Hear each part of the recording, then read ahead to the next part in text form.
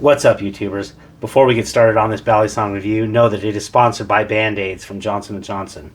Not really, but do plan on buying some Band-Aids because you're going to need them if you play with Balis much.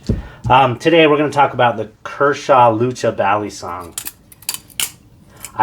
First of all, I'm not a Bali guy, but I am learning how to do some basic things. So we're going to talk a little bit about the Kershaw Lucha, as well as there is a trainer for that as well. And we'll just talk a little bit about that at the end.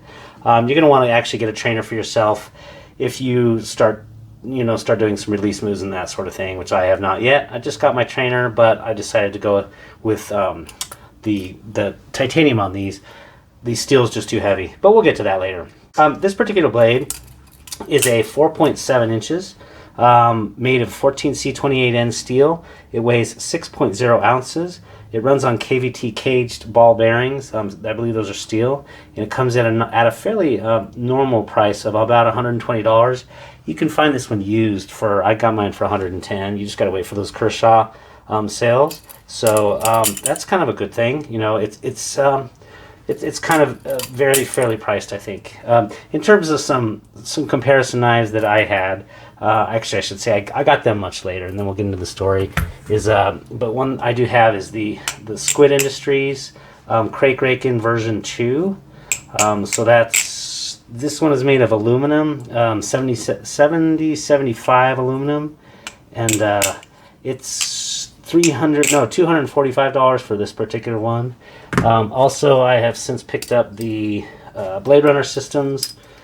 This is called the Alpha Beast, and this one was $325. It's titanium. The other one was aluminum, as I said, and then this one I think was S35 VN steel versus the AABL. Sorry, yeah, this one is the AABL steel. Well, it's kind of a tool steel, very much like Nitro V.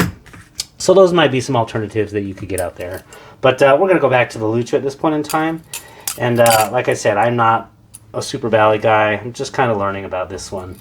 But in terms of some of the things that I found good about this one is it's very inexpensive.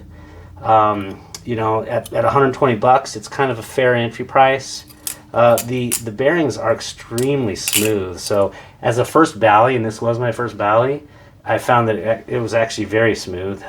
It's interesting once you move from bearings to things like bushings and so forth, it kind of changes your perspective a little bit, but I think this one kind of necessitated it based on the heavy weight of it. So I would definitely find that as one of the pros of this one, is it is very, very smooth and very glassy smooth. I think that this is a very good platform for mods. I actually do have the titanium plates on these guys, or not on this guy, but that I'm going to go ahead and be replacing the steel ones for. And I know that, having watched a lot of other videos, it's going to take this from a 6-ounce knife down to about a 4.9-ounce knife, which is going to be right in between that aluminum one from Squid Industries and the Blade Runner Systems one. So that's kind of a good thing. This also is actually very good with gloves. Let me go ahead and get a set of gloves on this one. So if you're actually looking for a useful knife with gloves, I would actually find a Bali very nice, because you can do all sorts of different methods with this, and with the gloves it actually rolls very nice. I'm not going to necessarily want to be doing tricks. We can try some tricks. Not so good with gloves necessarily, just because your hands don't have the tactile sensation.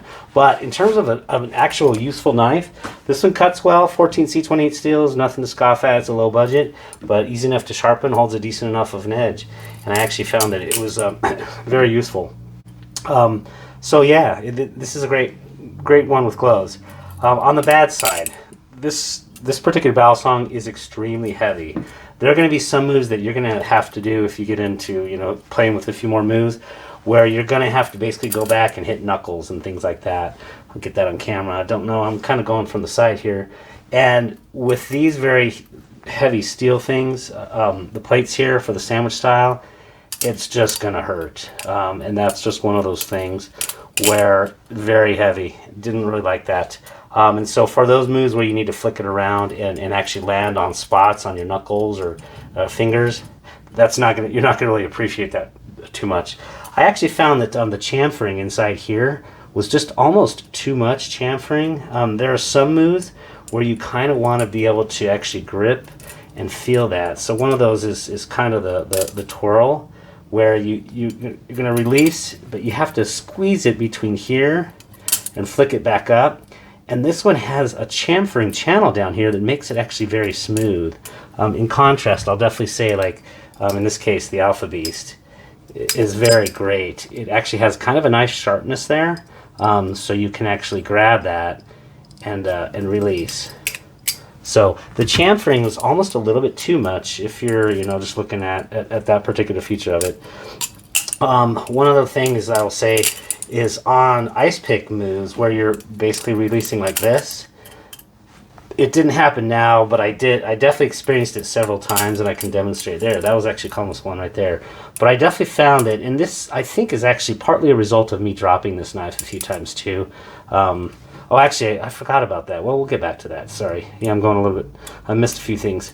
But what I will say is the latch, actually, in some of those ice pick moves, when it's coming up, whether it's here or in this position, I found that depending on the speed that you hit it at, this latch gets caught back there, and you kind of leave yourself in no man's land, and you kind of have to jiggle it back up. So that I did not have from the outset, but after a few drops, I will say maybe just the pin on that thing, the stop pin for the latch, basically prevented that. So that was kind of problematic there. Definitely one of the downsides, I'll say, on this particular one. With a few of those drops, it definitely has gone a little bit off kilter. And by off kilter, I mean that basically you can see that it's just basically not exactly. Let me see if I can get that a little bit closer to the camera. Ooh, there we go. It's just not quite in line. It'll go back in line enough so that you can latch it and everything, but it's just moved a little bit off center there with a fair bit of those drops. So that's kind of a negative there. And those are really the principal the drawbacks. One of the strengths also that I did forget to mention is that this thing took a lot of drops. It was actually took quite a few drops, and just kept holding together. You can just pick up little spots. It was usually on the handle side. I didn't really it being so heavy on the handle side. When you do drop it, this tends to always hit on the handle on the ground first. So that was really kind of it. Let's talk about the trainer. The trainer is actually, I found 6.1 ounces. So instead of 6 ounces, it's just a smidgen heavier. I know that they did go ahead and mill out the blade, but try to keep it fairly evenly balanced. And from that perspective, I did find that it's very good. And as I begin to learn some kind of release tricks and other spinning tricks, where I may have exposure to the blade, you definitely want to get yourself a trainer for this one. And this, I was thankful actually that they came out with a trainer on this particular model. So really good on that they do not have a trainer for that. And actually I bought the titanium for that as well, because I do want to actually start to do a few more advanced tricks. But on the whole, I would definitely say that this particular knife, as a balisong, I think it's a really good platform for modifications. Like I've seen them come out with some aluminum, different colors, the titanium, and in that sense, kind of a good thing. It's not a bad first starter. They do have a trainer. You could get 2 of these guys out of the box for what, about 120 bucks, maybe 140, or I'm sorry, 220 bucks, which is the same price as this one. But of course, you're going to be left with that really big thing hanging over it, which is the weight of it. So on the whole, was I glad that I got it? Absolutely. And if you are going to get into Bally's, I think it's a pretty good starter. I definitely recommend just going ahead and getting the trainer while you're at it. Practice on these a little bit. Decide if it's something that you like. If it's not something you don't like, don't go any further. End it there, and you'll have saved yourself a lot of money. But otherwise, you're going to definitely, I can tell you, be wanting to put the Flytanium scales on these guys. So hope you did enjoy this. Go ahead and hit that like and subscribe button, and have a great day for yourselves. Take care now.